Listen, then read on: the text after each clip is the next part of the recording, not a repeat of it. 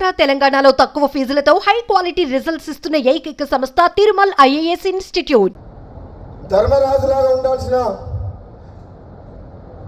జానారెడ్డి గారు కూడా మహాభారతంలో ధృతరాష్ట్రుని పాత్ర పోషిస్తాడు. నాకైతే బాధ అనిపిస్తుంది. నాలాంటి వ్యక్తికి ఏదన్నా వస్తుంది అంటే 10 మందికి పనికొచ్చే మనిషిని 1000 మందిని కాపాడే వ్యక్తిని నాలాంటి వ్యక్తికి అడ్డం తగులుతుందంటే ఇక నేనేం చెప్పాలో నాకు అర్థమవుతలేదు. అందుకని ఇంతకంటే ఎక్కువ చెప్పలేదు. ఇప్పటికే చెప్పదలుచుకుని చెప్పిన మనసులో ఉన్నది చెప్పినా లేదా? మరి నన్ను చూస్తే భయపడుతున్నారు అందరూ. నేను వస్తున్నట్టే బామ్మోడు వస్తే ఏం చేస్తాడో ఆయన మా మాట వింటాడో వినడో అనుకుంటున్నా ఏందో. మరి అధిష్టానం ఏమో ఇస్తా అంటుంది, కొందరికి చెమటలు పడుతున్నాయి. ఎందుకు?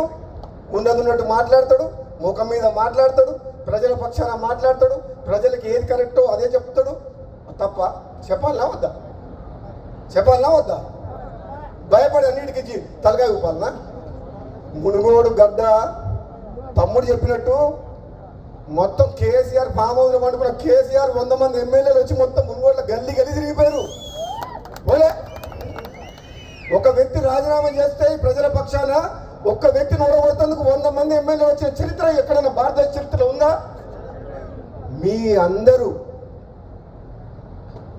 గర్వపడేలాగా ఉండాలి రాజగోపాల్ రెడ్డి తప్పితే బాబా బాబా అని అనుకునేటట్టు ఉండకూడదు. నేనే తప్పు చేసినా మీరు తలదించుకోవాల్సిన పరిస్థితి వస్తుంది. కాబట్టి ప్రాణం పోయినా మీరందరూ తలెత్తుకునే విధంగా మీ శాసనసభ్యుడు మీరు ఓటేసి గెలిపించిన రాజగోపాల్ రెడ్డి ఏ పదవిలో ఉన్నా ఆ పదవికి వన్నదేస్తాడు.